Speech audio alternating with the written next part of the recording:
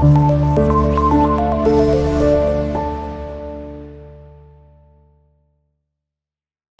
वालेकुम students, it's me library रफ़ीक और आज हम लोग अपना रिमेनिंग चैप्टर कंटिन्यू करेंगे। ठीक है, तो अब हम स्टार्ट करने लगे हैं अपने पैसेज नंबर 6 से। So let's start reading of passage number 6। The revelation of the divine message which continued for the next 23 years had begun. The Rasulullah sallallahu alaihi wasallam had arisen to proclaim the oneness of Allah subhanahu wa ta'ala, Tawheed, and the unity of his mankind. His subhanahu wa ta'ala mission was to destroy the nexus of superstition, ignorance, and disbelief, and set up a noble conception of life and lead mankind to the light of faith and divine bliss. Okay students, अब इस passage में हमें कुछ चीज़ें बताई गई हैं कि रिवोल्यूशन कब स्टार्ट हुई थी, कौन से ईयर में स्टार्ट हुई थी, कब से ये वही का सिलसिला शुरू किया गया था। और अब हम इन बारे में बात करते हैं कि नबी पाक सल्लल्लाहु अलैहि वसल्लम ने जब इन पर वही का सिलसिला शुरू किया गया तो उन्होंने क्या शुरुआत की, किस चीज़ की उन्होंने पहल की कि वो अल्लाह ताला की वहदानियत का पैगाम का फैलाव करें। अब इस पैसेज के अंदर जो डिफ़िकल्ट वर्ड्स हमें दिए गए हैं, हम सबसे पहले उनके मीनिंग्स और सिनोनिम्स को डिस्कस करते हैं। Okay class, so now let's begin with the synonyms of the difficult words. तो जैसे हमारा पहला वर्ड है रेवोल्यूशन। रेवोल्यूशन का मतलब क्या होता है? किसी चीज़ को रिवील करना, किसी चीज़ का आना, रिवील होना, जाहिर होना। तो रेवोल्यूशन का मीनिंग हमारे पास क्या होगा? Heavenly communication. ठीक है, इसका हम एज अ सिनोनिम इसको यूज करते हैं हेवनली। ओके, अब हेवनली कम्युनिकेशन को हम लोग उर्दू में क्या कहते हैं? क्योंकि रेवोल्यूशन का आपको जैसे हमने पढ़ा था इस पैसेज में कि इनके ऊपर रेवोल्यूशन सी गई थी नबी पाक सल्लल्लाहु अलैहि वसल्लम पे, तो इसको हम कहते हैं, इसका सिनोनिम यूज करेंगे एज अ हेवनली कम्युनिकेशन। ठीक है, तो अब इसको हम उर्दू में क्या कहेंगे? उर्दू में इसको कहते हैं वही। क्या कहेंगे क्लास? उसको उर्दू में हम लोग वही कहते हैं। ओके, नेक्स्ट वर्ड हमारे पास क्या है? Divine message. डिवाइन मैसेज क्या होता है? Divine message is also similar to revolution. ठीक है, तो इसका भी सेम यही सिनोनिम बनता है। क्या बनेगा इसका भी? Heavenly communication.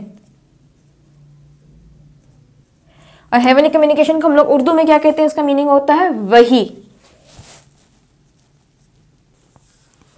Okay class, next word is arisen. Arisen का क्या होता है मतलब? अराइजन मतलब किसी चीज़ का उठान होना, बढ़ाव होना। ठीक है, एकदम से उसका सामना होना। ठीक है, तो अराइजन का मतलब क्या होता है? उर्दू में हम इसको कहते हैं किसी चीज़ का पैदा होना, किसी का सामने आना। बट इसको जब हम when it comes to English, in English terms इसका जो सिनोनिम होगा, it means to happen. Okay class, arisen का मीनिंग क्या होता है हमारे पास? हैपन।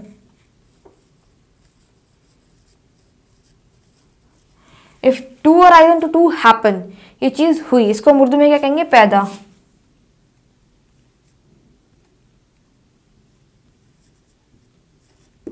पैदा होना।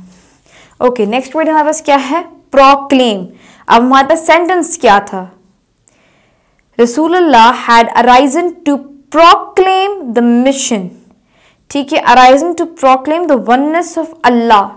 प्रोक्लेम का मतलब क्या होता है? यहाँ पे प्रोक्लेम होता है किसी चीज़ का फैलाव करना, किसी चीज़ का ऐलान करना। सिर्फ यहाँ पे नहीं, सिर्फ इस कॉन्टेक्स्ट के अलावा भी इसका मतलब होता है टू स्प्रेड, किसी चीज़ को वाइड स्प्रेड करना, किसी चीज़ का पैगाम फैलाना, किसी मैसेज को हमने सर्कुलेट करना, to circulate some sort of message. तो इसका सिनोनिम क्या होता है हमारे पास? डिक्लेयर। डिक्लेयर। तो अब इसको क्लास हम लोग उर्दू में क्या कहते हैं? ऐलान करना। ठीक हो गया जी।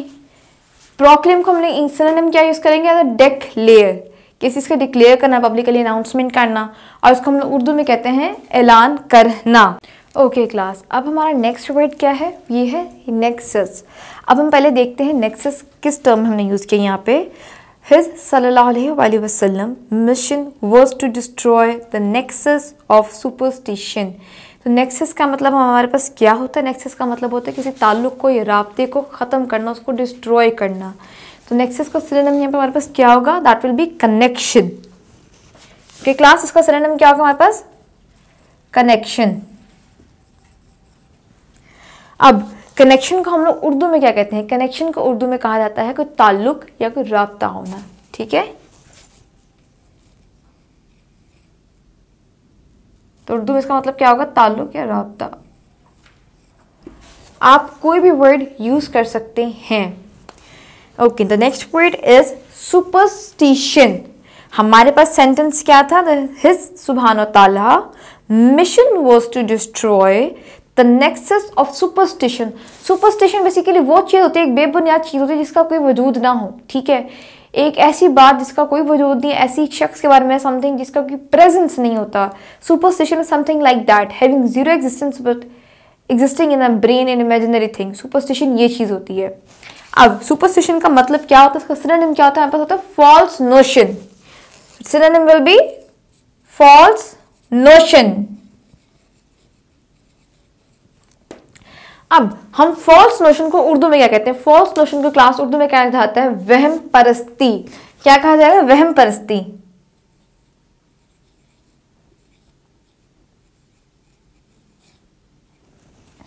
ठीक हो गया जी।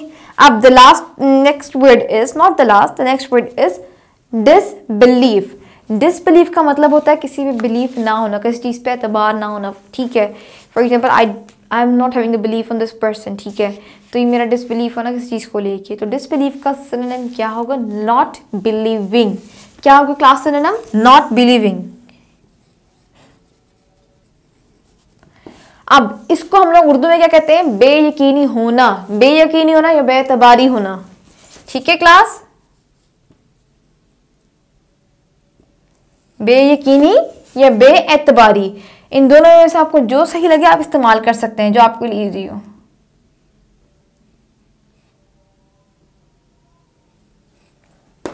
ओके, तो नेक्स्ट वर्ड इज नोबल। हमारे पास सेंटेंस क्या था? And set up a noble conception. Noble का मतलब होता है एक बहुत ही ऑनरेबल चीज, ठीक है। To set up honourable setup, एक ऑनरेबल पर्सनालिटी, ठीक है। हम अक्सर इस टर्म नोबल को यूज करते हैं पर्सनालिटीज के लिए भी, that he is a Nobel person. तो नोबल का मतलब हमारे पास क्या होगा? Dignified. Okay class, the synonym will B dignified. अब डिग्निफाइड तो हो गया। अब हम डिग्निफाइड को उर्दू में क्या कहते हैं? डिग्निफाइड को उर्दू में कहा जाता है पुरवकार।